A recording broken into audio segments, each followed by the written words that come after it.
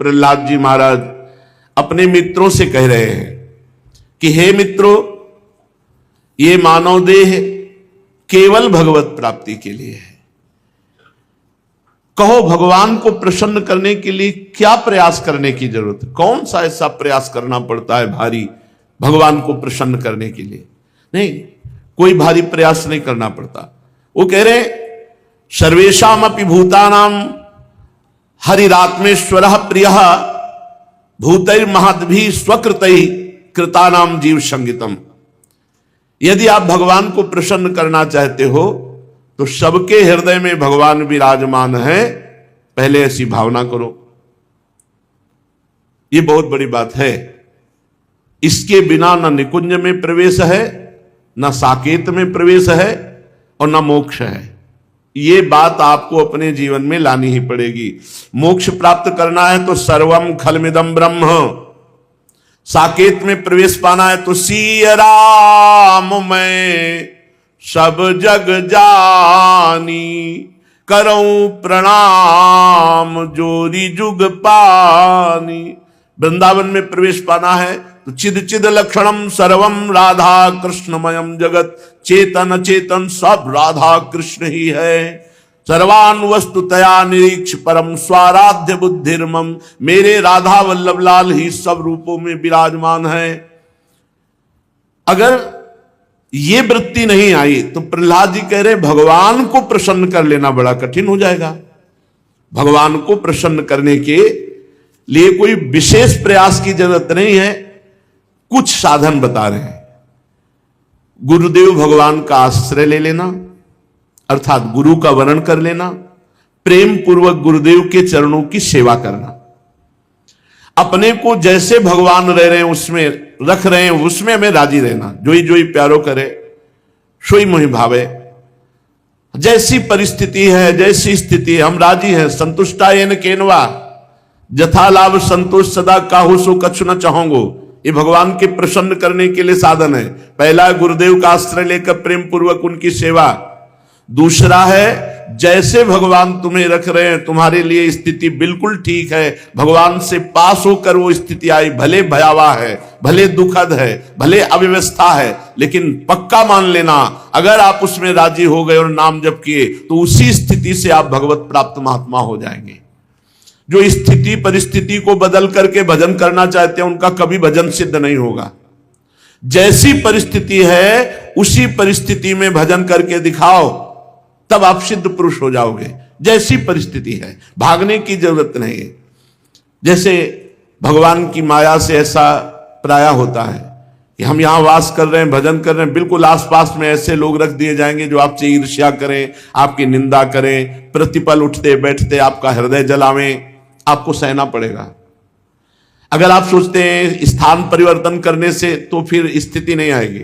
भगवान ने वो परिस्थिति दी है जिससे आप परिपक्व महात्मा बन जाए, परिपक्व साधक बन जाए। इसलिए भागो मत किसी परिस्थिति से, उसी परिस्थिति में डट कर भजन करो। श्री प्रहलाद जी कह रहे हैं जैसी भगवान ने स्थिति परिस्थिति दी है उसी परिस्थिति में खूब भजन करो, परिस्थिति बदलने की कामना मत करो। और भगवान की शरण में होकर भगवान की खूब चर्चा सुनो। भगवत प्रेमी महात्माओं के संग से ये सहज में मिलती है भगवत चर्चा, क्योंकि उनका स्वभाव होता है, उनका व्यसन होता है, उनका नशा होता है भगवत चर्चा करना। तो भगवत प्रेमी महात्माओं के संग से खूब भगवत चर्चा सुनना, भगवत चर्चा करना, भगवान नाम जप करना, भगवान के श्री विग्रह की सेवा पूजा करना और सर्वशक्तिमान भगवान सर्वत्र विराजमान है ये भावना करना। जब आप इतना करोगे तो आपके हृदय से ये 6 विकार नष्ट हो जाएंगे जो पूरी सृष्टि को पराजित किए हुए हैं। काम क्रोध लोभ मोह मद मत्सर एवं निर्जित षड्वर्गैः क्रियते भक्तिरीश्वरे। भगवान की भक्ति का फल क्या मिला? काम क्रोध लोभ मोह मद मत्सर ये नष्ट हो गए। ये हमको सदैव गुलाम बनाए हुए थे, अब भक्ति के प्रभाव से, भजन के प्रभाव से हम इनके ऊपर उठ गए। इनका प्रभाव हमारे ऊपर ना पड़े तब माना जाएगा कि आपकी भक्ति परिपक्व हो गई है, आपकी भक्ति सिद्धावस्था की तरफ जा रही है। तो जब भक्ति करते हुए षड विकार भस्म हो जाते हैं तो सारे के सारे कर्म जो हमें बार बार जन्म मरण चक्र में फंसाने वाले थे वो भस्म हो जाते हैं। जब कोई इस तरह की भक्ति करता है तो उसकी स्थिति बदलती है। स्थिति में वो यदाति हर्षोत पुलकासु गदगदम प्रोत्कंठ उद्गायति रौति नृत्यति, वो कभी कभी भगवान के चिंतन में इतना आनंदित हो जाता है कि नाचने लगता है। यदाति हर्षोत पुलकित हो गया, अश्रु बह रहे, कुछ बोला नहीं जा रहा। यदाति हर्षोत पुलकासु गदगदम प्रोत्कंठ उद्गायति रौति नृत्यम, कभी बोलते ही नहीं बन रहा, कंठ अवरुद्ध हो गया आंसुओं से, कपोल भींज रहे, रोमांच हो गया। कभी वो रौती बहुत जोर जोर से रो रहा है, कभी उद्गायति, कभी भगवान के गीत गा रहा है, और कभी नृत्यति, कभी नाच रहा है। यदा ग्रहग्रस्त इव क्वचिद सत्याक्रंदन्ते ध्यायति वंदते जनम, अब बाहर से वैसा दिखाई दे रहा है मानो कोई पागल हो, कभी सबके चरणों में वंदना कर रहा है, कभी भगवान में तन्मय होकर के समाधिस्थ हो रहा है, कभी बड़ी बड़ी लंबी सांसें खींच करके जोर से पुकार, हे जगतपते, हे गोविंद, हे नारायण, हे हरि, हा राधा, ऐसे पुकारता है। मुहु श्वसन वक्ति हरे जगतपते नारायणेत्यात्म मतिर्गत त्रपहा। आहा, बुद्धि से परे उसकी स्थिति है। कभी कभी भगवत भावना में इतना तन्मय हो जाता है कि वो स्वयं भगवत स्वरूप हो जाता है। अब जितना जन्म मृत्यु का कर्म का खजाना था सब भस्म हो गया इस भक्ति के प्रभाव से। इस अशुभ संसार के दलदल में फंसाकर अशुभ गति देने वाले जितने कर्म थे सब भस्म हो गए। इसी को विद्वान पुरुष ब्रह्म प्राप्ति कहते हैं, इसी को निर्वाण सुख कहते हैं, इसी को भगवत प्राप्ति कहते हैं। क्या? भगवान में तन्मय हो गया, शरीर की शुद्ध भूली हुई है, कभी रो रहा है, कभी हंस रहा है, कभी गा रहा है, कभी नाच रहा है, केवल अपने प्रभु के लिए, दिखावटी नहीं, बनावटी नहीं, दम्भ नहीं। दम्भी की तो बड़ी दुर्गति होती है, यहां सावधान होना चाहिए। ये केवल प्रभु के लिए है। ये जो नाचना है ये भगवान के लिए तो अमृतमय है और भोगों के लिए मृत है। नाचत अति रसाल ताल न शोभित प्रीति बिनु जनु बींधे जंजाल श्री हरिवंश कृपा बिना। बोले नाच रहे लेकिन लक्ष्य प्रिया प्रीतम की प्राप्ति या उनकी प्रसन्नता नहीं, आपस में एक दूसरा रजोगुणात्मक नृत्य। रजोगुणात्मक नृत्य एक होता है भागवतिक नृत्य। भागवतिक नृत्य में आंसू बह रहे, प्रभु सामने, उनके लिए वो नाच रहा है।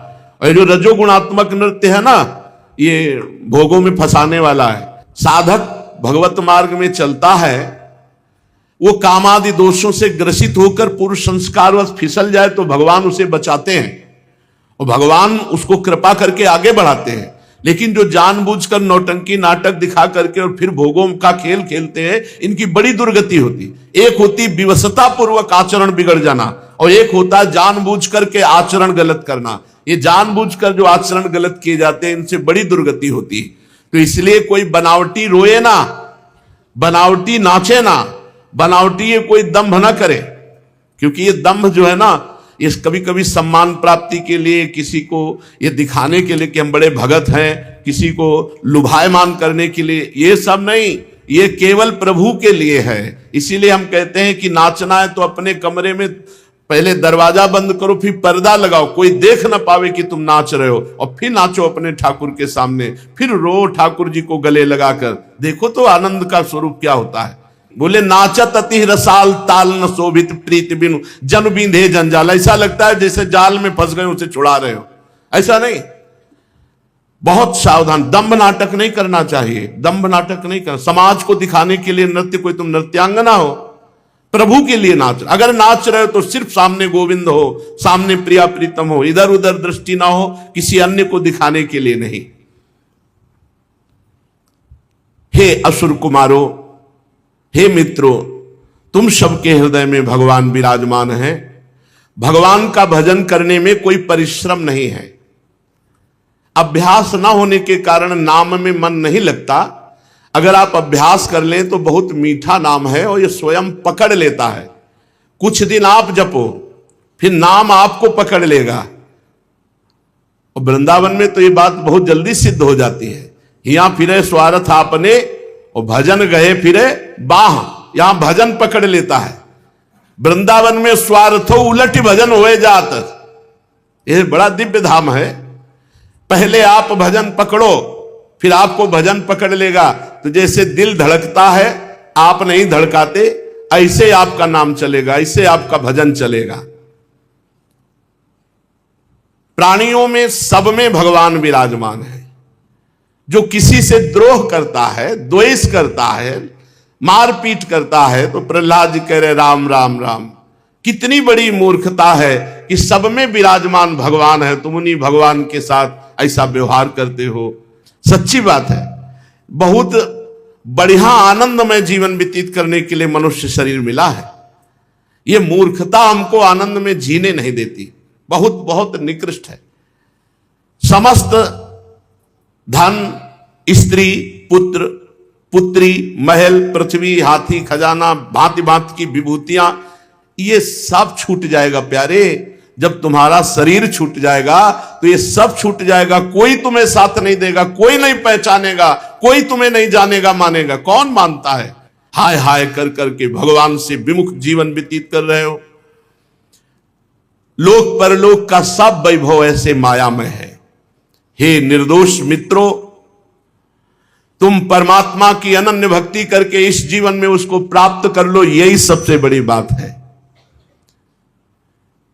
इसके सिवा यदि अपने को कोई बहुत बड़ा विद्वान मानता है और इस लोक में बार बार वही भोग सामग्री कमाने का प्रयास करता है, भजन नहीं करता है, तो निस्संदेह वो मूर्ख है, वो विद्वान नहीं है। बुद्धिमान वही है, रामई भजैते चतुर नर, जो भगवान का भजन कर लिए, नाम कमा लिए, वही धनी। कबीरा सब जग निर्धना, धनवंता नहीं कोई, धनवंता सोई जानिए, जाके राम नाम धन होए, भगवत नाम धन।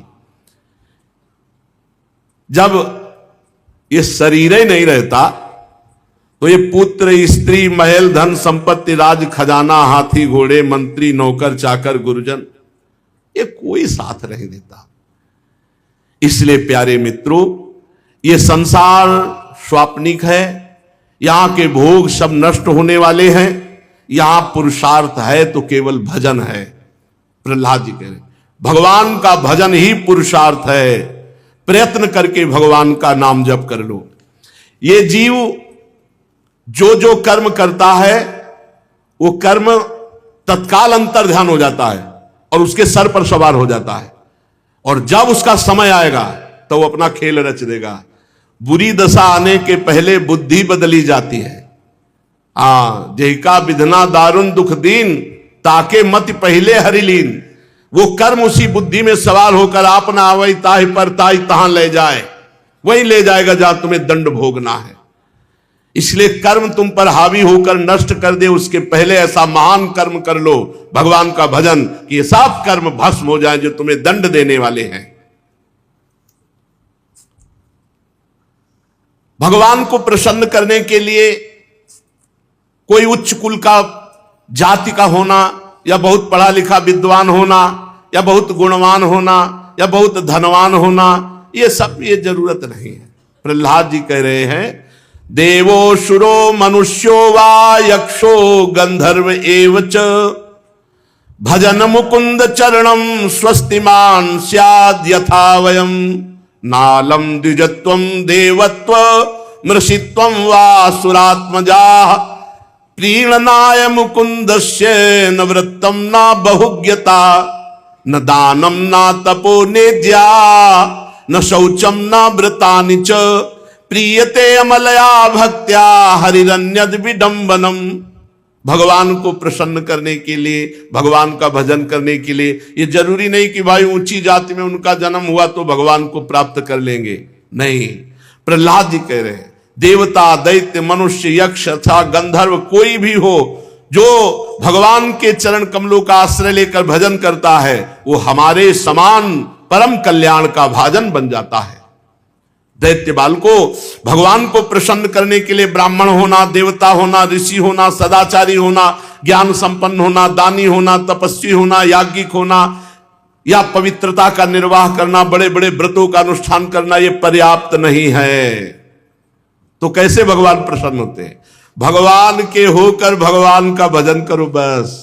बिगड़ी जन्म अनेक किया वही सुधरे आज, होई राम को नाम जप तुलसी तज कुसुमाज। गंदे आचरणों का त्याग करके नाम जप करते हुए भगवान के आश्रित हो गया, ये इसी से भगवान प्रसन्न हो जाते हैं। भगवान की भक्ति के प्रभाव से चाहे वो दैत्य हो, यक्ष हो, राक्षस हो, स्त्रियां हो, शूद्र हो, गोपाल हो, अहीर हो, पक्षी हो, मृग हो, पशु, कोई भी हो, सबको भगवत प्राप्ति हो सकती है यदि सत्संग मिल जाए, भजन बन जाए। प्रहलाद जी के वचन सुनकर दैत्य बालकों ने उसी समय, सब निर्दोष बुद्धि के थे, बच्चे ही थे, सबने बात पकड़ ली और जो गुरु संडामर्क जी शिक्षा देते थे वो सब दूषित शिक्षा त्याग दी और सब शुरू कर दिए नाम कीर्तन। पूरे विद्यालय में, गुरुकुल में नाम कीर्तन गूंजने लगा प्रहलाद जी के उपदेश से। अरे गुरु जी ने देखा, संडामर्क जी ने, कि ये तो इन सब की स्थिति भगवन्मय हो गई, अब तो हिरण्यकश्यप गले काट देगा। बहुत घबरा गए संडामर्क जी और घबराते हुए तुरंत हिरण्यकश्यप के पास गए। बोले महाराज अब रोग इतना बढ़ गया कि हमारे संभाले नहीं संभलेगा। पहले तो प्रहलाद हरिनाम कीर्तन करता था, अब तो लाखों दैत्य असुर बालक सब भगवान नाम कीर्तन कर रहे हैं विद्यालय में, और कोई चर्चा ही नहीं, श्री हरि चर्चा, हरिनाम कीर्तन। हिरण्यकश्यप क्रोध के मारे कांपने लगा, थरथर कांपने लगा और उसने निश्चय किया कि अब मैं अपने हाथ से प्रहलाद को मारूंगा, अपने हाथ से इसको मारूंगा। हिरण्यकश्यप बड़े आवेश में आकर के विद्यालय पहुंचा, गुरुकुल। जे भी देखा प्रहलाद जी ने कि हिरण्यकश्यप, तो हाथ जोड़कर बड़ी नम्रता से चुपचाप खड़े हो गए।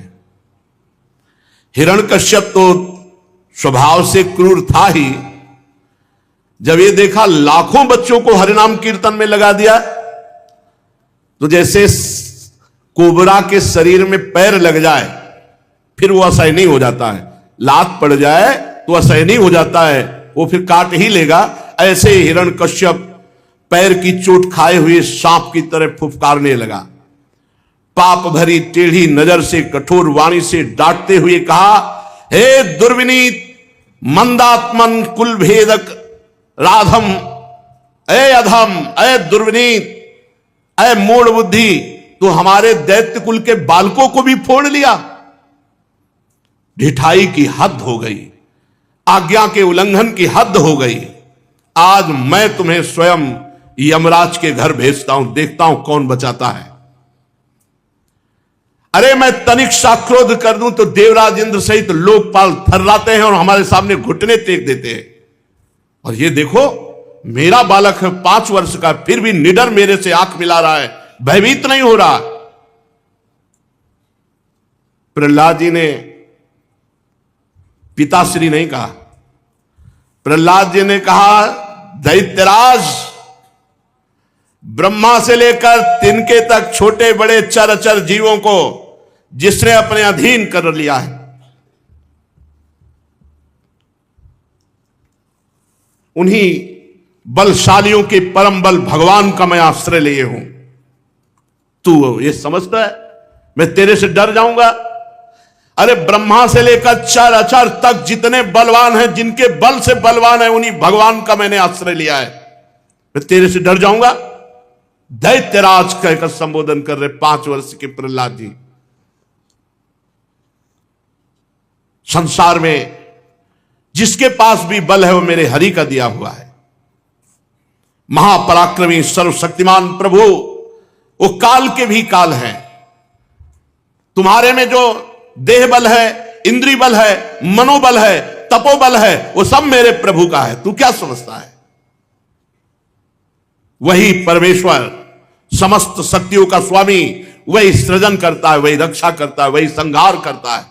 तू केवल अभिमान कर रहा है। तू अपना असुर भाव छोड़ दे। यह है भक्त का स्वरूप। जब तक भगवान के विरोध भाव में नहीं थे तो पिताश्री कह के साष्टांग दंडवत करते थे। आज जब भगवान का विरोध तो कह रहे तू अपना असुर भाव छोड़ दे। तेरे में जो प्राण बल है, इंद्री बल है, मन बल है, तप बल है, वो सब मेरे भगवान का दिया हुआ है।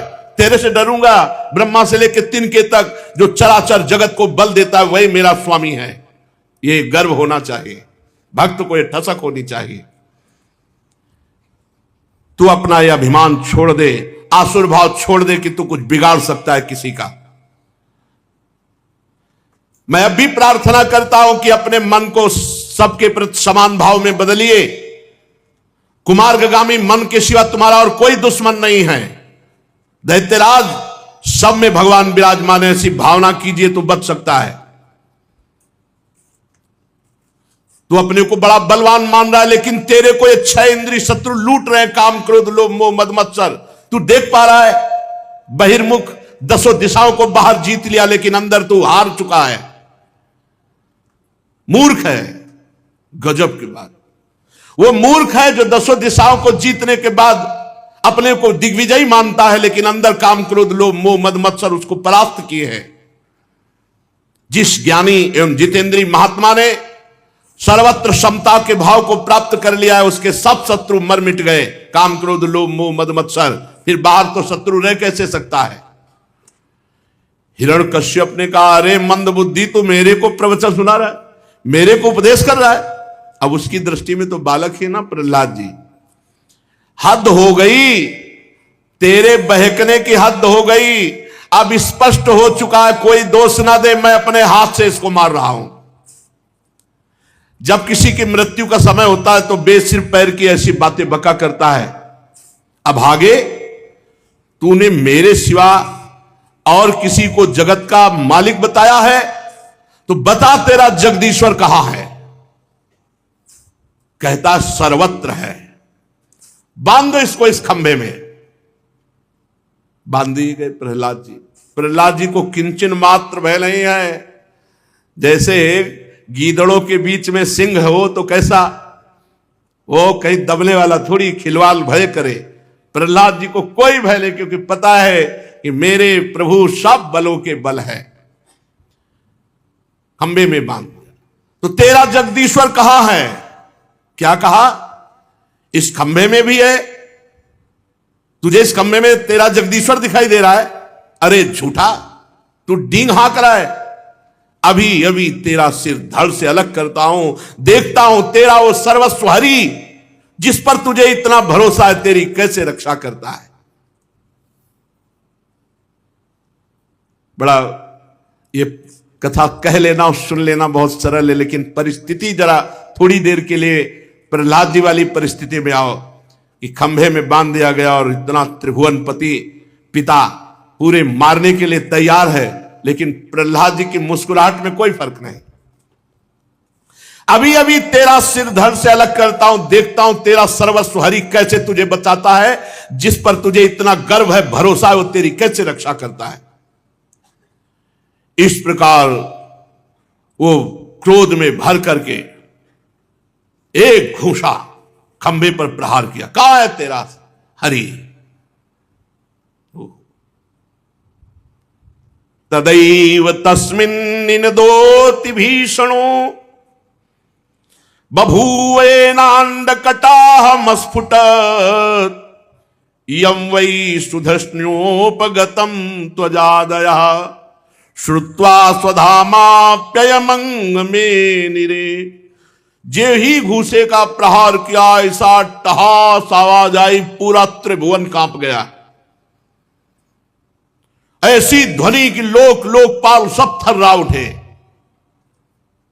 मानो प्रलयंकारी आवाज हो। और हिरण्यकश्यप ने देखा ये घोर शब्द कहां से हुआ। तलवार छूट गई, ढाल छूट गई हाथ से, कांपने लगा। ऐसा भयंकर सिंहनाद। खंभे की तरफ देखा तो इतना तेज था कि उसकी आंखें चौंधिया गई, कुछ दिखाई नहीं दिया। शब्द करने वाला दिखाई ही नहीं दिया, इतना तेज था खंभे में। अपने प्रिय भक्त प्रहलाद के लिए भगवान ने ऐसा अवतार धारण किया जो न भूतो न भविष्यति, जो न कभी ऐसा रूप भगवान ने धारण किया। प्रहलाद के लिए ऐसा अद्वितीय रूप धारण किया। भगवान का रूप कैसा?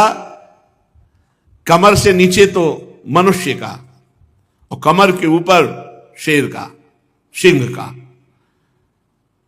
ना पूरे मनुष्य हैं ना पूरे सिंह हैं, क्योंकि उसने मांगा था वरदान की ब्रह्मा का बनाया हुआ, तो ब्रह्मा का बनाया हुआ सिंह भी होता है और ब्रह्मा का बनाया हुआ मनुष्य भी होता है। लेकिन आज तक ब्रह्मा ने ऐसी सृष्टि नहीं रची कि जो नर भी हो और सिंह भी हो। नरसिंह अवतार भगवान का।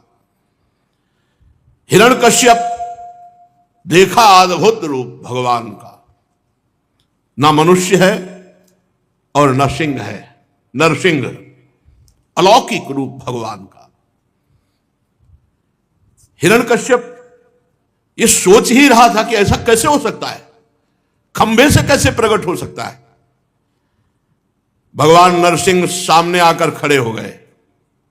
इतना भयावना रूप, लपलपाती हुई जिह्वा, भाले की नोक की तरह खड़े हुए बाल, और सिंह की तो वैसे ही दृष्टि, और भगवान तो वैसे नाराज थे तो आप वैसे ही दृष्टि, भयंकर रुद्र दृष्टि, विकराल दाढ़ें, पीली पीली आंखें, बार बार ओंठ चाट रहे हैं अपने, छुरे के समान तीखी जिह्वा, फूली नासिका और ऐसा भयानक मुख, जबड़ों से ऐसे लाल टपक रही भयंकरता, विशाल इतना बड़ा शरीर की स्वर्ग को छू रहा है। गर्दन नाटी और मोटी, छाती चौड़ी, कमर बहुत पतली, चंद्रमा की किरणों के समान सफेद रोए शरीर पर चमक रहे हैं, और चारों ओर सैकड़ों भुजाएं फैली हुई है। बड़ा विचित्र रूप, और आयुध रूप में केवल नख है। किसी का साहस नहीं कि समीप पटक सके। भगवान के चक्र, सुदर्शन आदि श्रेष्ठ श्रेष्ठ आयुध वहां चक्कर काट रहे हैं। हुकुम हो बस केवल। जितने भी दैत्य और दानव थे सब भाग पड़े देख करके भगवान के नरसिंह रूप को। कोई वहां नहीं खड़ा रहा, ऐसा भयंकर रूप भगवान का। देखो ये वही लाडिले हैं जो ललित त्रिभंगी बंशी वादन करते हैं, इतने लाडिले, इतने दुलारे कि ऐसा लगता छाती से लगा लो है। वही ऐसे लगे ना कि सबकी छाती फटने लगी, हिम्मत नहीं किसी की नजदीक पहुंच जाए, सब भयभीत होकर भाग रहे। हिरण्यकश्यप ने सोचा हो ना हो ये महामायावी हरि ही हो, और इसने मुझे मार डालने के लिए ये रूप धारण किया है, परंतु इसकी चाल सफल नहीं होने देंगे। आखिरकार उन्हीं का लड़ाया हुआ चेला है ना, हरि का ही तो चेला है, हरि का प्रधान पार्षद जय विजय है, तो अच्छे गुरु का लड़ाया हुआ चेला कोई जल्दी हार थोड़ी मानने वाला है। सब भाग गए, हिरण्यकश्यप नहीं भागा, और सिंहनाद करके हाथ में गदा ली और नरसिंह भगवान पर प्रहार कर दिया। कच्चे गुरु का चेला थोड़ी है, सच्चे गुरु का चेला है, हरि का चेला है।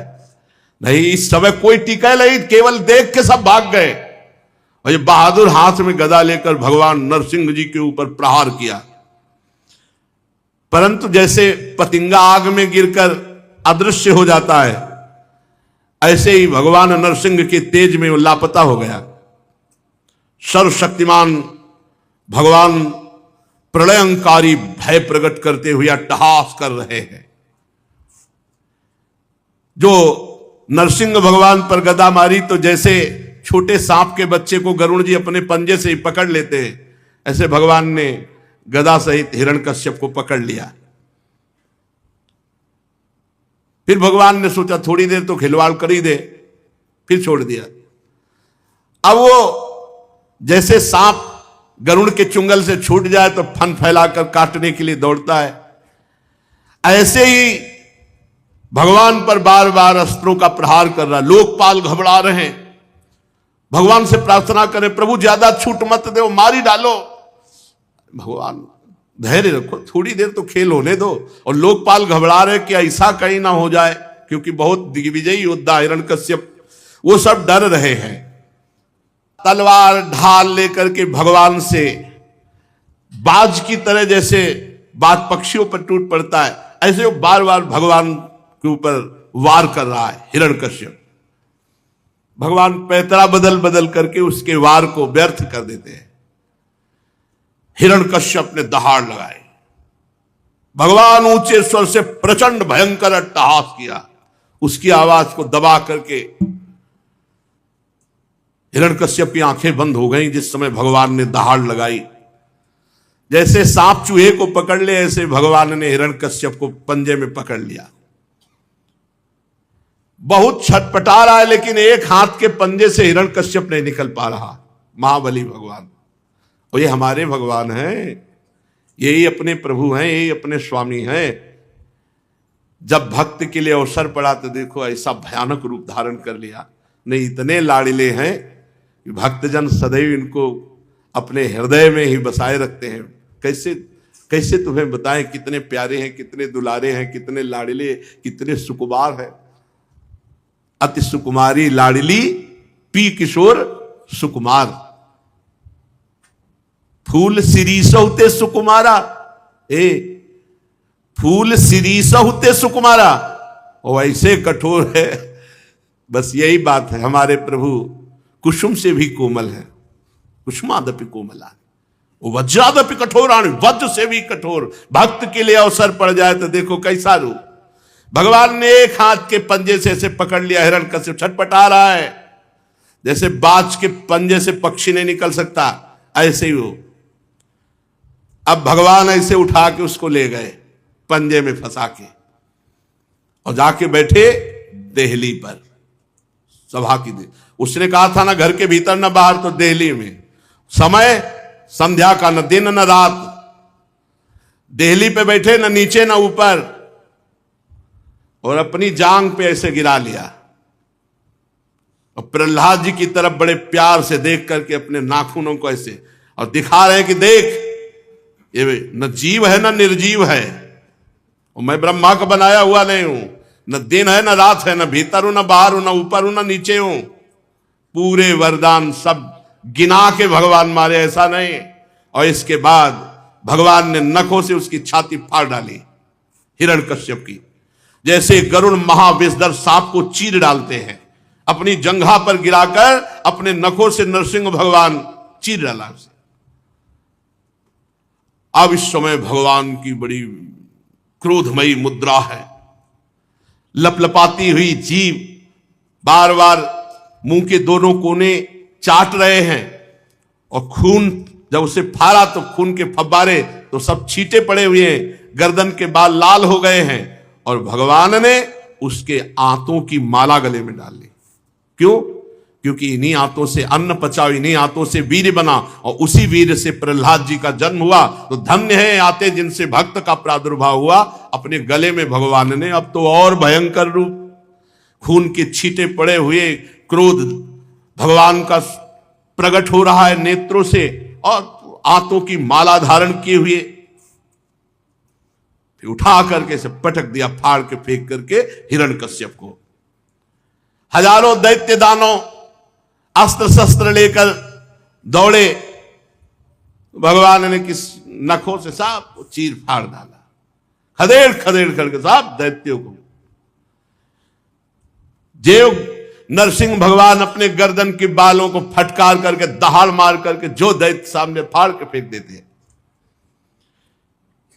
नेत्रों के तेज से सूर्य आदि सब फीके पड़ गए, श्वास के धक्के से समुद्र क्षुब्धायमान हो गया, सिंहनाद से दिग्गज कहरने लगे, पृथ्वी डगमगाने लगी, कोई सामना करने वाला अब नहीं बचा। अभी क्रोध की अग्नि शांत नहीं हुई थी नरसिंह भगवान की, जाकर के त्रिभुवनपति हिरण्यकश्यप के सिंहासन पर विराजमान हो गए। क्रोधपूर्ण भयंकर अट्टहास कर रहे, बार बार गर्दन के बाल फटकार रहे हैं। सब देवी देवता सब थर्रा रहे, कैसे भगवान का क्रोध शांत हो। सबने भगवान के ऊपर पुष्पों की वर्षा की। अब तो ढोल नगारे बजने लगे, अप्सराएं नृत्य करने लगी। ब्रह्मा, भगवान शंकर, देवराज इंद्र, ऋषि, देवता, पितर, सिद्ध, विद्याधर, महानाग, मनु, प्रजापति, गंधर्व, अप्सराएं, चारण, यक्ष, किमपुरुष, बेताल, सिद्ध, किन्नर, सुनंद, कुमुद आदि भगवत पार्षद सब आ गए। भगवान हिरण्यकश्यप के त्रिभुवनपति सिंहासन पर विराजमान है। भगवान ब्रह्मा जी दूर से इतना भयंकर रूप है, दूर से हाथ जोड़ करके, प्रभु आप अनंत हैं, आपकी शक्ति का कोई पार नहीं पा सकता, आपका पराक्रम विचित्र है, आपका कर्म परम पवित्र है। यद्यपि गुणों के द्वारा आप लीला से ही संपूर्ण विश्व की उत्पत्ति, पालन और प्रलय करते हैं, पर आपका कोई संबंध नहीं है स्थिति, पालन और संहार से, इसलिए आप निर्विकार हैं। हे प्रभु, हम नमस्कार करते हैं, आप अपना क्रोध शांत कर लीजिए। देवादिदेव महादेव जी ने कहा, प्रभु प्रभु अब क्रोध मत कीजिए, नहीं कल्प का अंत हो जाएगा, सृष्टि का विनाश हो जाएगा। जिसके कारण क्रोध किया था वो तुच्छ दैत्य तो मारा जा चुका है। प्रभु मैं आपकी शरण में हूं, और देखो प्रहलाद जी भी हाथ जोड़े खड़े हैं, आप इस भक्त को निर्भय कीजिए और अपने क्रोध का शमन कीजिए। देवराज इंद्र ने कहा, हे पुरुषोत्तम, आपने हमारी रक्षा की, हमारे यज्ञ भाग सब ये हिरण्यकश्यप खा जाता था, आज आपने उसका पेट फाड़ करके मानो हमें सब वापस कर दिया। ये तो अपने स्वार्थ की बात कर रहे हैं, इनको और कुछ नहीं, हमारे यज्ञ भाग वापस कर दिए, बड़ी कृपा, हमारा महल मिल जाएगा, हमारी भोग सामग्री। प्रभु मैं इसके आतंक से बहुत भयभीत हो गया था, भले मार डाला, आपका बहुत कृपा प्रसाद है, पर प्रभु आप क्रोध शांत कीजिए। प्रभु वैसे तो हम सब देवता भोगी ही हैं, पर कृपा हो जाए तो आपकी सेवा मिल जाए। प्रभु ऐसी कृपा कीजिए और क्रोध शांत कीजिए। फिर ऋषियों ने कहा, हे प्रभु हम तपस्या द्वारा सारे जगत का मंगल करते हैं, हम कठोर तपस्या करते हैं, उस पूरे जगत को अपनी तपस्या देते हैं जिससे जगत का मंगल हो, लेकिन इस दैत्य ने उस तपस्या का उच्छेद कर दिया। हे भक्तवत्सल भगवान, आपने अवतार धारण करके हम तपस्वियों, हम ऋषियों की रक्षा की।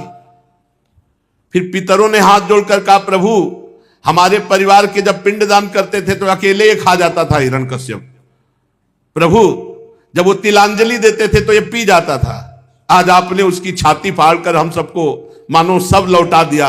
हे प्रभु हम सब पितरों के आप ही रक्षक हैं, हे नृसिंहदेव आपको नमस्कार है, आप अपने क्रोध को शांत कीजिए। सिद्ध पुरुषों ने कहा, हे नृसिंहदेव ये दुष्ट अपने योग और तपस्या के बल से हमारी सब योग सिद्धियां छीन ली थी, आज आपने नखों से उसको फाड़ करके उसके घमंड को मिट्टी में मिला दिया। हम आपके चरणों में विनीत भाव से नमस्कार करते हैं, आप क्रोध शांत कीजिए।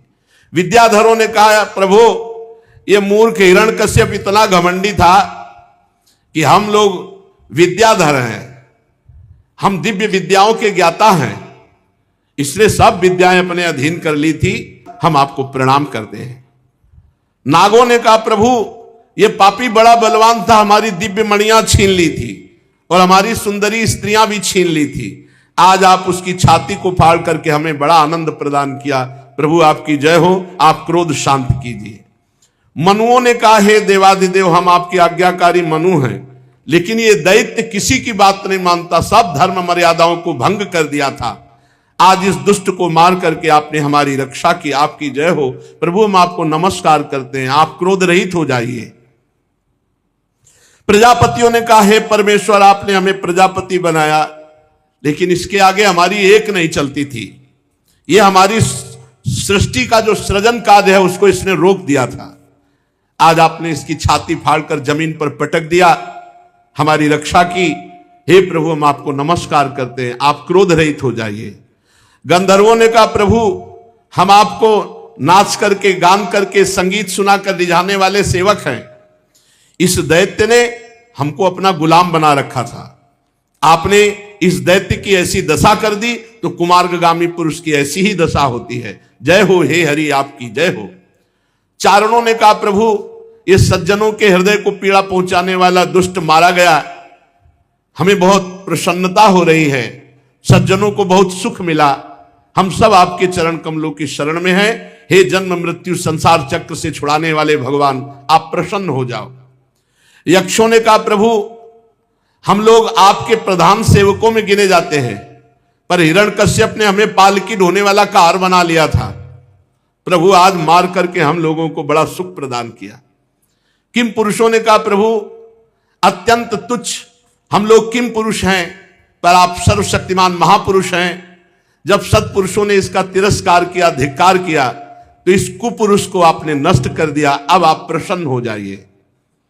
बैतालिकों ने कहा, भगवान हम लोग बड़ी बड़ी सभाओं में ज्ञान यज्ञ का वर्णन करने वाले हैं और आपकी महिमा गाते हैं। इस दुष्ट ने जबरदस्ती हमारी सब ये बातें रुकवा दी। आज बड़े भाग्य की बात है कि महारोग की तरह इस हिरण्यकश्यप का आपने विनाश कर दिया। किन्नरों ने कहा, भगवान आपने कृपा करके इस पापी को नष्ट कर दिया, हमारा बड़ा विदय हुआ, अब आप प्रसन्न हो जाइए। भगवान के पार्षदों ने कहा, हे शरणागत वत्सल, हे नृसिंहदेव, ये भयानक रूप आज तक हमने आपका नहीं देखा। भगवान के पार्षदों ने कहा, हम तो आपके आज्ञाकारी सेवक हैं, पर प्रभु जिसके प्रति आपने क्रोध किया वो भी आपका पार्षद ही है, आपका सेवक ही है। सनकादि के शाप से वो आपका विरोध कर रहा था, इसलिए प्रभु अब तो आप प्रसन्न हो जाइए। जब ब्रह्मा शंकर सबने प्रार्थना की पर भगवान का क्रोध शांत नहीं हुआ, वैसे ही भगवान हुंकार कर रहे। तब ब्रह्मादि ने विचार किया कि लक्ष्मी जी को भेजा जाए। लक्ष्मी जी प्रार्थना कर, लक्ष्मी जी से कहा कि आपके तो प्रीतम है, आप प्रार्थना कीजिए। लक्ष्मी जी ने जे ही दूर से भगवान को रूप देखा, तो हम इस रूप में पास नहीं जाएंगे। भयवश हमने तो अदृष्टा सुत पूर्वत्वात् सा नोपे आय संकिता, न मैंने सुना न मैंने ऐसे देखा अपने प्रीतम का रूप, हम ऐसे समय में पास नहीं जाएंगे। लक्ष्मी जी ने कहा। तो प्रहलाद जी पास में खड़े हुए थे। ब्रह्मा जी नजदीक गए और कहा, बेटा यदि तुम भगवान के पास जाओ और उनके चरण पकड़ो तो जरूर शांत हो जाएंगे, क्योंकि तुम्हारे लिए ही क्रोध धारण किया। ब्रह्मा जी के ऐसा कहने पर लक्ष्मी जी तो पास भी नहीं गई और प्रहलाद जी दौड़ पड़े। जैसे अपने माता पिता से मिलने के लिए पुत्र दौड़ पड़े ना, तो प्रहलाद जी को कोई भय नहीं है नरसिंह भगवान से। स्तुति में वर्णन भी करते हैं कि प्रभु आपका भयंकर रूप दूसरों को भय दे रहा होगा, मुझे नहीं दे रहा, क्योंकि मेरे प्रीतम हो आप। प्रहलाद जी ने दौड़ करके जाकर भगवान के सामने साष्टांग दंडवत किया। भगवान नरसिंह देव जी ने देखा प्राण प्रिय प्रहलाद चरणों में पड़ा हुआ है, उठ खड़े हुए सिंहासन से और भगवान प्रहलाद जी को ऐसे उठाकर हृदय से लगा। कितना भगवान अपने भक्तों को प्यार करते हैं कि ब्रह्मा जी शंकर जी बड़े बड़े देवता भी नहीं किए, प्रहलाद जी के लिए भगवान सिंहासन से उतर करके हृदय में इतना अपार वात्सल्य, जैसे अपने बेटे को ऐसे गोद में बैठाकर ऐसे सहला रहे और चाट रहे हैं अपनी जिह्वा से। ओहो, भगवान अपनी जिह्वा से चाट रहे हैं और प्रहलाद जी को कर कमल से, क्या सौभाग्य, अहो भाग्य, इसके आगे मोक्ष क्या है। नरसिंह भगवान ने नन्हे से प्रहलाद जी को दुलार कर रहे। भगवान के कर कमल का स्पर्श होते ही प्रहलाद जी में जो कुछ बचे खुचे अशुभ थे वो सब भस्म हो गए। तत्काल उन्हें तत्वबोध हो गया। तत्वज्ञानी महात्मा तत्वबोध हो गया। तत्काल परमात्म तत्व का साक्षात्कार हो गया। मम दर्शन फल परम अनुपा, जीव पाव निज सहज स्वरूपा। गोस्वामी जी बड़े अनुभवी महापुरुष, देखो यहां लिखा, तत्काल तत्वबोध हो गया, तत्काल स्वरूप बोध हो गया, उन्हें परमात्म साक्षात्कार हो गया। सपद्य अभिव्यक्त परमात्म दर्शन। बड़े प्रेम से प्रहलाद जी का भगवान सरे से आंखों से अश्रु भगवान की भी वात्सल्य में झर रहे। हृदय से लगाए हुए प्रहलाद जी को गोद में बैठाए हुए जबान से चाट रहे हैं, अश्रुओं से अभिषिक्त कर रहे हैं, कर कमल फेर रहे हैं।